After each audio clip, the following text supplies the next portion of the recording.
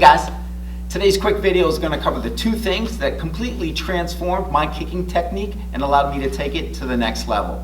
The first is understanding the benefits of kicking on the ground and how it helps you isolate the individual elements that make the kick successful.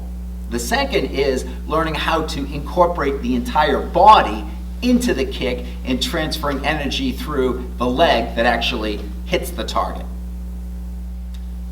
So why kick on the ground?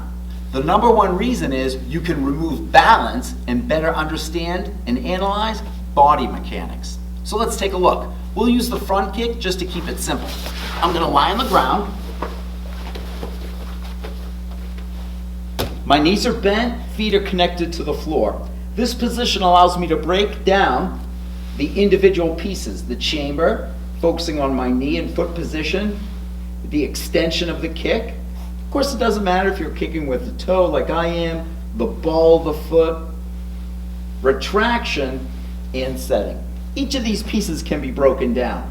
So first, when I run this drill, I break down the chamber and I talk about exploding from the floor, getting that knee position up as high as you can, and of course, preparing the weapon for contact right away.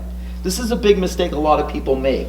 They lift their leg up in chamber, but the weapon isn't armed. It's like a missile that's flying, but yet if it hits the target, it's not going to explode. The weapon that you're going to strike with, or the contact surface, needs to be articulated so you can make contact here, here, here, here, here. We are always working on distance and managing that, but the other person gets to influence distancing as well. So should a change in distance occur right away, we're still ready to make contact with that. Okay? From here, I can also work on isolating the muscle groups, specifically the quadricep and the hamstrings, to let that leg fly. Now, this is important because learning to relax is how we generate speed. But this is where it starts, not where it ends. Think of yourself sitting in a chair, your legs hanging down by the floor. To simply straighten your leg and then bend it again, that's what it's like when you kick without the rest of your body. And this is a common problem I see a lot of practitioners wrestle with. They have what appears to be a well-balanced kick where they can lift their knee up, they can then snap their leg out and then return it to the ground. And they do this fairly well. The thing is, the muscles of the leg help extend the weapon, but it's the hips and the support leg that connects to the ground that really helps fuel the power and drives it into the target. Now, once I'm comfortable working on each of the individual pieces while lying on the ground, I can start to work on the engine of the kick, which is the hips and the support leg. So I can do that from the ground as well. And it's a very simple action. I simply am going to take my hips, drive them in the forward direction, and then down again. So if you can imagine me standing up right now, when I kick, my hips need to move in the same direction as the leg. If my hips don't move, I'm never going to tap into that real power potential that this engine possesses. So the way I like to train this is simply activating the glutes and driving forward, up. This basic hip drive action is fundamental to getting comfortable with driving the hips. Let's now take a look at what this looks like when I'm standing on my feet. Okay, now we're on our feet and we're going to briefly look at how we can move our body to ensure that the engine of our body, which are the hips and the support leg of our kick, are driving in the direction of our attack and helping us leverage the power potential. So I like to do this from musubidachi to start. I find it to be the most convenient position to work from. The first step is simply learning to drop. If your body is completely upright and erect, you won't be able to push with your legs. So by lowering your body, you ensure that you can both drive with your support leg and move the hips in the direction of the attack. So think of the body as just dropping, dropping, dropping. From the side, 1, 2, 3, 4. Very, very simple. But many people kick with their legs perfectly straight, and by doing that, they are limiting their potential power through involvement of the hips. So now I'm going to use the chair for balance. I don't want to think about anything except the mechanics and structure of the things I'm working on. So this helps remove any energy that I'd have to spend on balance. So from this position, I'm going to work on dropping my support leg and lifting my knee.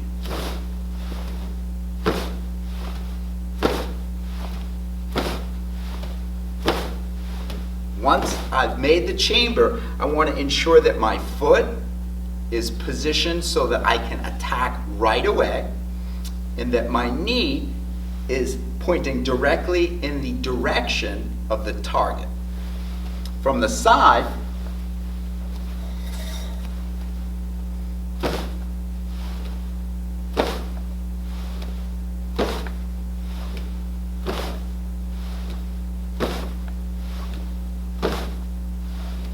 now, once I can do this consistently, I have to learn how to push my body forward by driving force down into the ground and shifting my pelvis in the forward direction.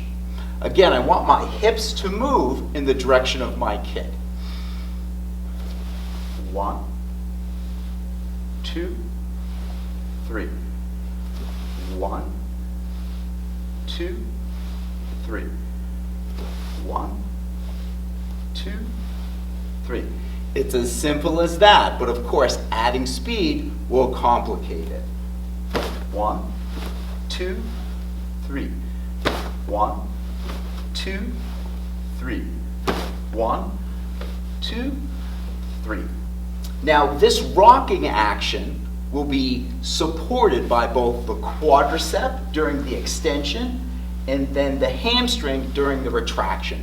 But essentially, we want our body to go forward and then back. It can be an inch, it could be 4 inches. It all depends how much power and commitment you want to incorporate into the attack. 1, 2, 3. 1, 2, 3. 1, 2, 3. 1, 2, 3. These are easy to do when isolating them, and we want to get to a point where it's almost automatic.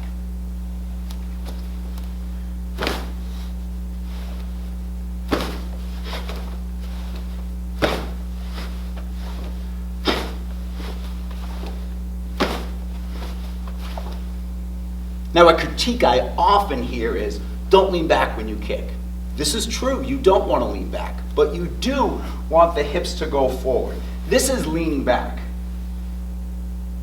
This is hips coming forward and the body bowing. We're able to do this because we have a spine. So drive those hips forward, square back up, get ready for what's next. The final step would be extending the leg. 1, 2, 3. 1, 2, 3. 1, 2, 3. After I've spent time using the chair to help my body feel how to move, isolating the support leg and driving the hips, it's time to say goodbye to the chair and take on the next challenge. And that challenge is, of course, doing it with balance.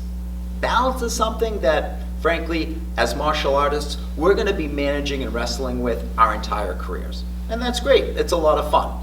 But I can make this promise to you. If you spend time on the ground analyzing the kicking mechanics and how each piece contributes to the whole, and then studying how the body moves to ensure that you're not just kicking with one leg, but in fact kicking with both legs and the entire body, you're going to see a tremendous increase in power and performance.